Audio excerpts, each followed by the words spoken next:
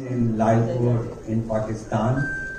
Lalpur disappeared as a town in 1977 when King Faisal of Saudi Arabia bribed the Pakistanis to adopt a fundamentalist form of Islam, and they rewarded him by changing the name to Faisalabad. So that was where I was born. And my other memory of I won't go into all the memories of partition, etc. But there's one memory when I was in kindergarten in Lahore. I came home sporting a report card, and my mother. But you should be asking your 4-year-old child is what he likes about school, what people, his friends, who they are, what they do, and try and find out what makes this young person tick. And that's the job of parents, teachers, etc. Not to say that you stood first. I think that requires a changing mindset, and which goes to the very concept of allowing talent to flourish. Well, there's a difference. My mother, because of her middle class insecurities, wanted to make sure that one day I would be able to make a living. But my father kept reminding me, not just a living, you must make a life.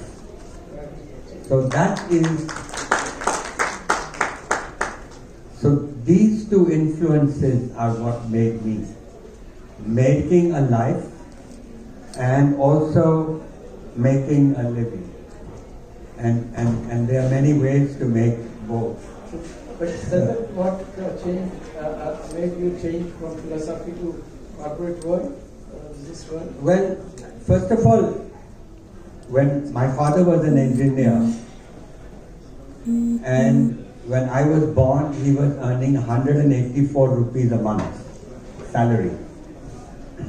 And that was the salary of a junior engineer in the government in 1942 when I was born. So naturally, my mother wanted me to grow up making a living. But I had the unbelievable good fortune of getting into Harvard at the age of 17, and my mother, again, when I was leaving Palam Airport to fly out to America, and she had tears in her eyes, and she said, again reminded me, she said, now remember, study something useful. You have to come back home and get a job. And why don't you become an engineer like your father? But when I arrived at Harvard, the course catalog absolutely blew my mind, because it had all the riches of the world.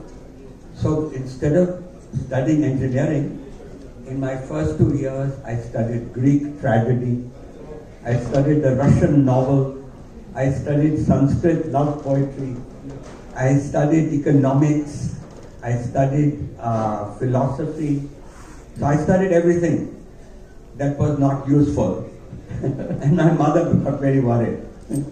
Anyway, my point is that I got a degree in philosophy, and then I got a scholarship to go to Oxford to do PhD in philosophy. But the last minute I asked myself, did I want to spend the rest of my life at that stratosphere of abstract thought? No.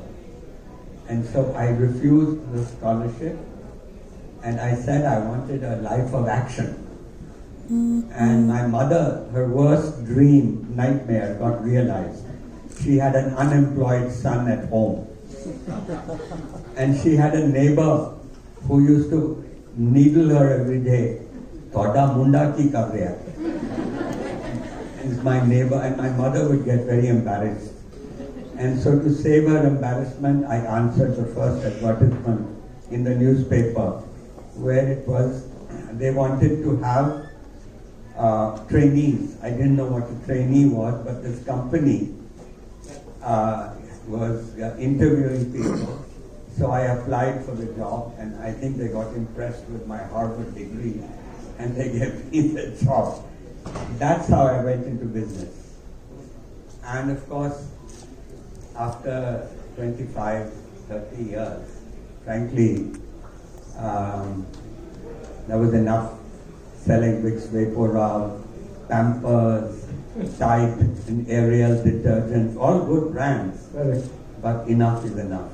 That's right. So at ripe age, not really ripe age, at a young age of 50, you decided to be an independent person. Yeah, I quit. Wasn't it difficult to give up and take this very uncharted? Well, the thing was our children were grown up, so responsibilities were mostly executed. And also we had some savings.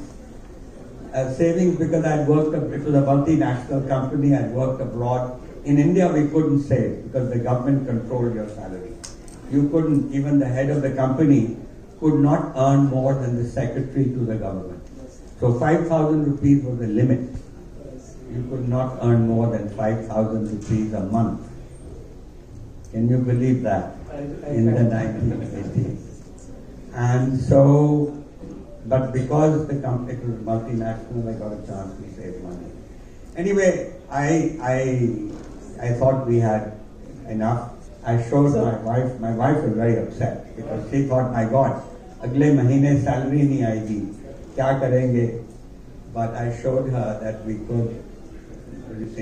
could manage. Now her standard of living wouldn't go up, but it wouldn't go down, hopefully. No, wonderful. I think, but I do feel that your background philosophy did help you in writing books, but I will not really be dwelling on that topic today. So tell us about our country's journey. Well, and how do you look back at those times when we were struggling hard to feed our population, to build our infrastructure, to build industry, and when Nehru famously said that these are going to be the new temples. From that time to this era of startups and innovation and technology. Yeah. Please do. Well, we should look forward, but let's quickly sum up the bag. It's a very quick summary. We got our political independence in 1947, but we quickly lost our economic independence to the license Raj. For 40 years were the two lost generations of our country. And we all admire Mr. Nehru. I admire him enormously for democracy. And I believe that between Nehru, Gandhi, Patel and Bose and all these people, we were a nation created by saints. We were a nation created by saints. And certainly democracy they embedded in our country. But economically, they were a disaster. Absolute disaster, I can tell you. I'll just tell you one story and it will tell you what a disaster we were. In the license Raj, you had a fixed capacity that you could sell. So one year there was a flu in the country. We made a product called Vicks Vaporub. And we sold a hell of a lot of Vicks Vaporub. So much so, we made a lot of profit. We were heroes inside our company. But we got the day we were celebrating, we got a summons from Delhi, which summons said that you have broken the law, and it was correct that we were allowed to produce so many tons of Vicks Vaporub, but because of the flu, we overshot our tonnage, and so I was asked to come to Delhi, and the joint secretary who did the preliminary hearing, he treated me like a criminal. He made me wait outside his office for 2 hours, and then when we were ushered into the room, he kept reading the newspaper. And after we waited for him, and then he puts down his newspaper and he says, "What?" And I said, "Sir, you are the one who has called us in. You tell us why we are here." And he says, "ठीक है, क्या हुआ?" And very arrogantly, he asked us what had happened. I told him there was a flu. We kept a store, pharmacy and drug store. We jumped straight from a green revolution to a digital revolution. So IT did its job. IT created magnificent number of jobs, but there's only limited number that IT can create. And why did we fail? We failed because we should have just copied the East Asian model, which was very simple. Japan started that model, then Korea and Taiwan went into that model, Hong Kong, Singapore, other ASEAN countries, and the latest is China. They all did one simple thing. They created millions of jobs based on the export of labor-intensive, low-tech manufacturing. Country after country in East Asia became a middle-class country based on this. And even China now has become a middle-class country. So my worry, go ahead, you will say something. Yes, that brings us to the point of this conundrum of poverty in India, and how do we really lift? Well, yes, exactly. That's what I'm going to talk about. Yeah. So the point is that in the last 30 years, we've done well. In the last 75 years, we did not do well because the first 40 years were a washout. But if you take just the last 30 years, we've done well. But the reality is that our labor participation rate, which is the number of people who are employed as a percent of the number that should be employed in that age group, is 40%. China is over 60%. Most countries of our type should be between 55 and 60. So if we had employed 60% instead of 40%, had got jobs, then you'd have 200 million more people working. 20 crore people would have jobs today than they do. And the most tragic figure is women working. Women working is only between 22 and 24%. China is over 50%. Most countries, even poor countries, is 30-40%. So now the question really is, will we get these jobs or not? I think there's a lot of good, we should feel good as a country because we've done well. We have got democracy. We have, and many countries have not got it. And there are other reasons to feel proud. I mean, in the last 75 years, literacy has gone up from 12 to 65, 80, 70%. Life expectancy has gone up from 35 to 70%. So like this, I could quote you many statistics which are true. But unless we can provide jobs, won't have a population, you won't create a middle class country, and you won't have people who realize their potential. So what will happen? How do we create these jobs? Do you have a magic wand for that? No, I don't have a magic wand, but I can only say that I believe that 7% growth rate will continue for another 25 years when India will be 100 at 2047. Now that will be very good. But if we continue with this old model, we won't create the jobs. So now the government is trying that there is the PLI scheme.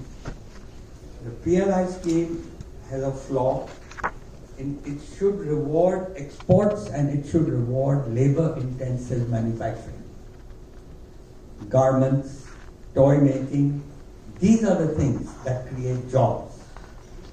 And frankly, it's going to be more difficult in the future because of robotics, because of AI, and so on. Those will be killing jobs every day. So it will be difficult. But we have another opportunity. China is in trouble. And a lot of companies worldwide, and including Chinese companies, are looking for another manufacturing base. It's called China Plus One. India is the right place for them to come. But India is still considered a hostile country for manufacturing. And why? After all, 30 years have gone by since the license Raj. But the reason is partly that the old mindset of the bureaucracy, that has not been changed. In China, you go, any Indian entrepreneur will tell you that the mayor of the town comes to greet you. You get a red carpet. Within 1 week, your factory is up and it's working. In India, you have to go to a officer, and the officer treats you, theek hai. There is no effort to say that the country wants you, welcomes you. So you're treated, theek hai, and then, so corruption has reduced, thank God, because of digitalization. The guy down, everything is now online. Your forms are filled out online. You pay your taxes online. You get your refund online. That has gone down. And in this government, the big corruption also has come down. So the issue though is day to day, India is not yet, now infrastructure is better, much improved. Certainly, the energy transition is coming. That will help the country. We'll become much more a country. Today, half our foreign exchange earnings go into buying petroleum. Self-reliant. So we'll be that money can go into education, health areas. Anyway, jobs. Jobs are in manufacturing, but jobs also are in tourism. They are also in health, nurses, a lot of health workers. It's a labor-intensive sector, which still needs people, despite machines. And education. Our education is not because we have not spent the money, but because of poor governance. And what does poor governance means? That 1 out of 4 teachers in a government school, primary school, is absent, illegally absent. 1 out of 2 who's present is not teaching. And so what do people do? They have to send their children. Like the person who works, the woman who does the floors in my house, she's taken her daughter out of a government school and put her in one of these private schools.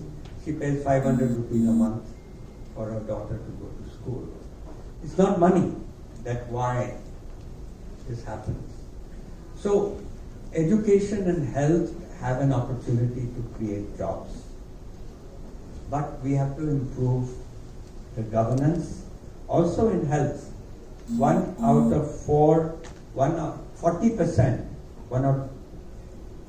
40% of doctors are absent in a primary health center.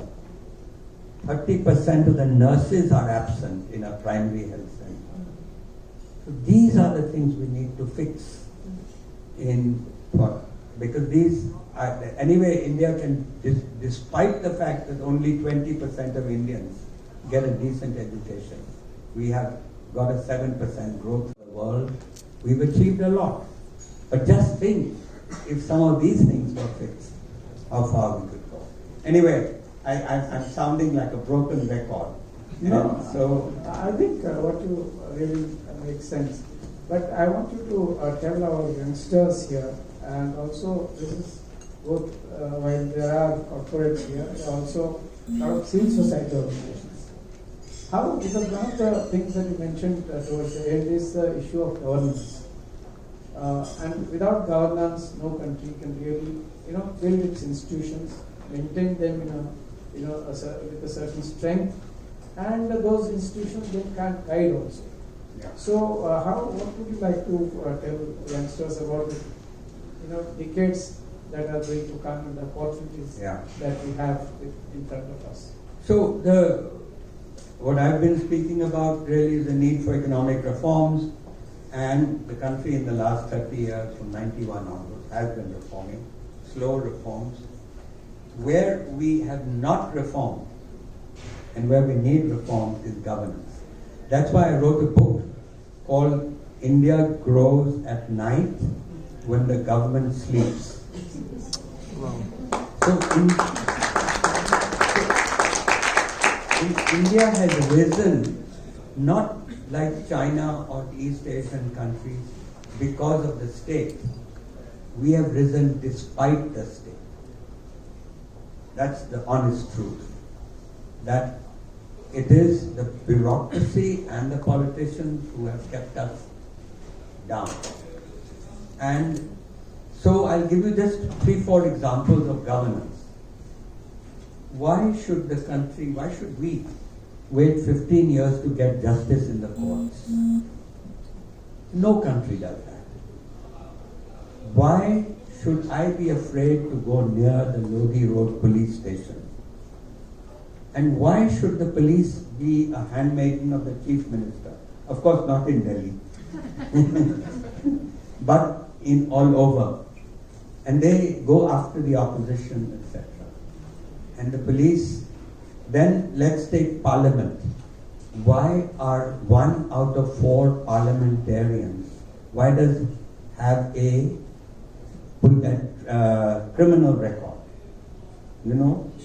Both Vidhan Sabha, both the state assemblies as well as the Lok Sabha. 1 out of 3 to 1 out of 4. The members of parliament have a criminal record.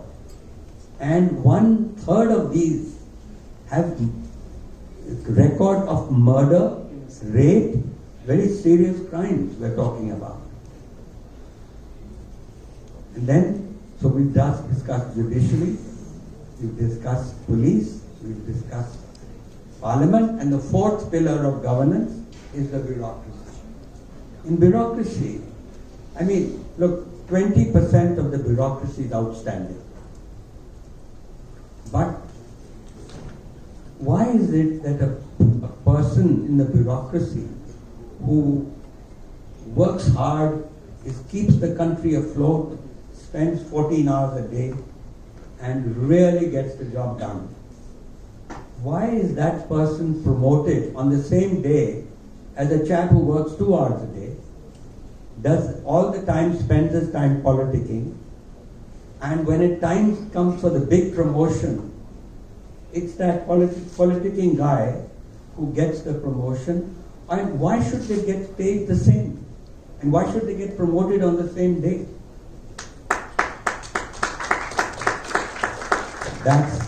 So governance reforms. And Margaret Thatcher was a great economic reformer. But what we forget is that she did governance reforms. She transformed the British bureaucracy. The same bureaucracy that we have has now changed. In England, they don't follow the kind of things. They're concerned, or China's bureaucrats are concerned with outcomes. Our bureaucrats are concerned with processes. अच्छा, फर्क नहीं पड़ता क्या होगा, but you better dot your T and put a dot on your I.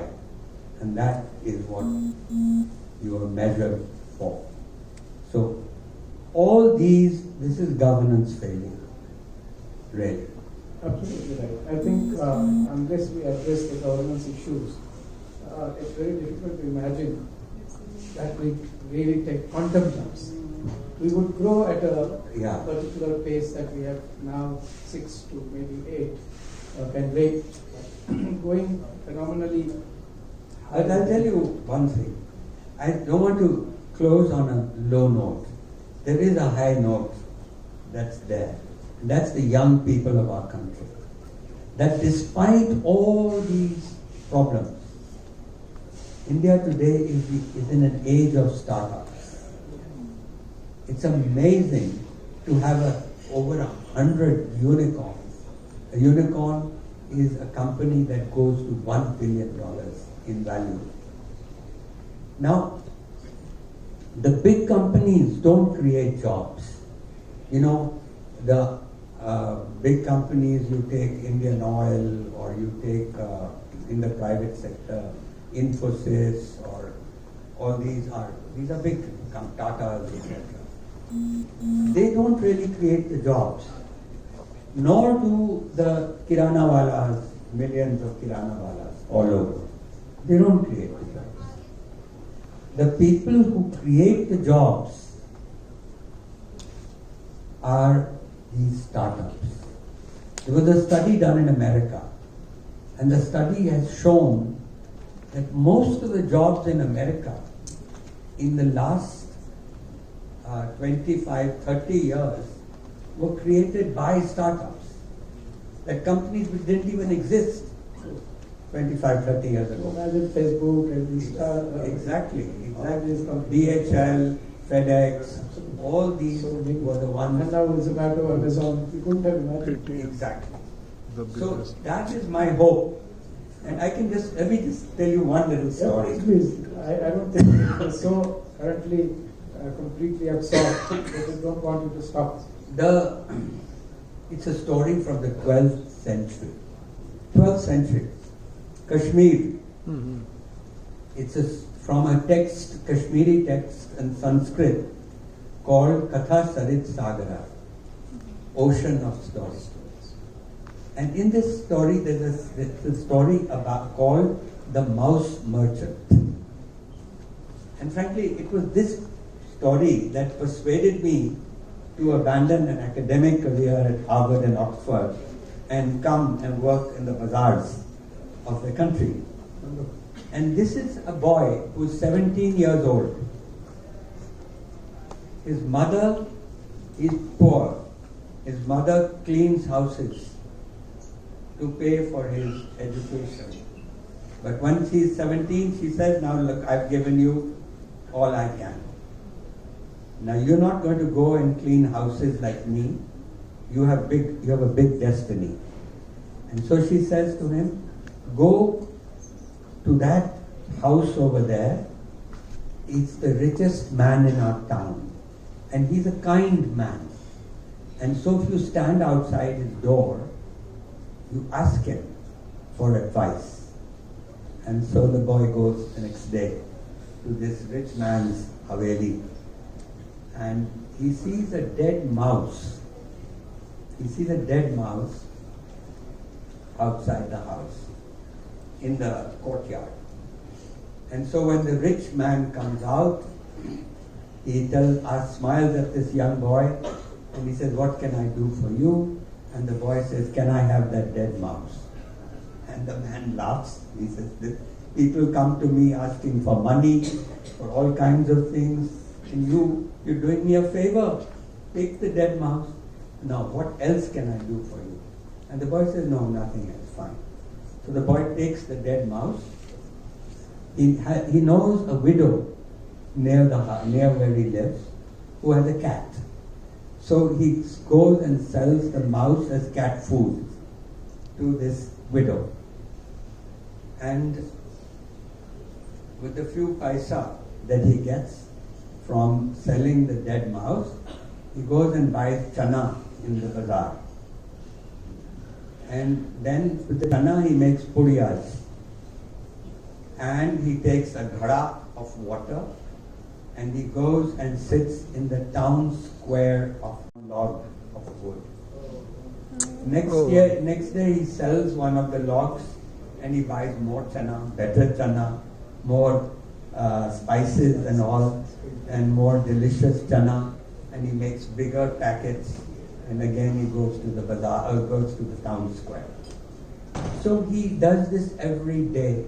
He repeats this for 3 months, and then the monsoon, the rains come,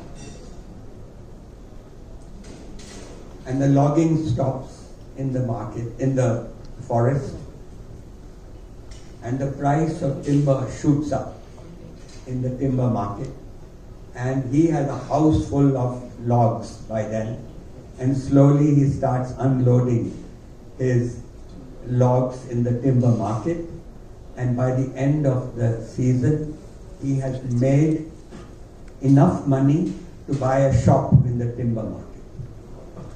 So the next season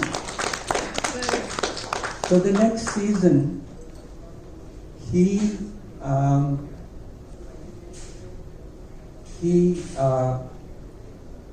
sets himself. He's now a timber merchant, but he has one competitive advantage over all the others. All the loggers know him and they remember him because he was the one who had given them hospitality. And they all come to him, and of course he prospers, and pretty soon he's become a very rich timber merchant. But he finds out that the margin in timber, selling timber, is not big enough. There's a bigger margin to be made in converting the timber to ships. So he finds a carpenter, master carpenter, a ship maker, like the Wadia. Wadia family started as carpenters, shipbuilders in Bombay. So this fellow gets that he tells that fellow, you will be partners, I'll finance you, you manufacture the ships, I'll provide the timber, and in a few years he has established a roaring business as a ship maker in his second business. After a few years later, he discovers actually there's even more money to be made in becoming a shipper, meaning sending cargo and passengers on ships. So he finds a retired ship captain and says, you be my partner, I'll finance you. And so he starts his third business. Wow. And by 25, he's the richest man in town. And so he goes to a jeweler and tells the jeweler to make me a gold mouse. And he takes that gold mouse and he takes it to that richest man in town and tells him, presents the mouse and tells him his story. And he says, you are the guy, your dead mouse was my venture capital. And here is my return on your investment for that. And the rich guy and the rich merchant, who's now the second richest, gives his daughter in marriage to this fellow. He can't believe the story that this fellow has told. Well, I'm telling you this story because you are young people here, and this is the age of startups. And this is an inspiring story of a startup. And I believe the jobs in India, which is what the subject we've been talking about, will come from the startups. Absolutely. Sir, I think this is a wonderful, inspiring story, but I can't end up our conversation without taking you to agriculture, because that is something that you have in your conversation. I don't know whether it was by default or design, but it got lost. So a lot of discussion we've had and just heard about hunger and other issues also. And it's intricately connected to overall economic growth of India. So what are your thoughts? Yeah, I think we can make a second green revolution, and you are young people, you don't remember that in the 60s, this is when I was in college, India was a basket case. We were a begging bowl of the world, and we depended on one ship arriving from America to one of our ports every day. But today, we are one of the 3 biggest exporters of agriculture in the world. So that's something to be proud of. But the opportunity is much bigger. In fact, if we can create a second green revolution, we won't need to take so many people off the farms. We have too many people working on the farm, 45% of our population, which produces 12% of GDP. Not good. But if we create a green revolution, the productivity of agriculture will go up. So the answer is agriculture reform. And the answer are those 3 farm laws. They were the best thing for this country. And it's the opposition, it's the lack of understanding, and it is the inability of the government to sell these reforms properly. That is the cause of it. So, the answer to agriculture and productivity in agriculture is to enact those laws. Now, Mr. Modi can still get those laws done through the states. States, that agriculture is a state subject. And BJP controls a lot of states right now. And he should just make sure that all those BJP chief ministers enact the laws, because they are the best thing for our people.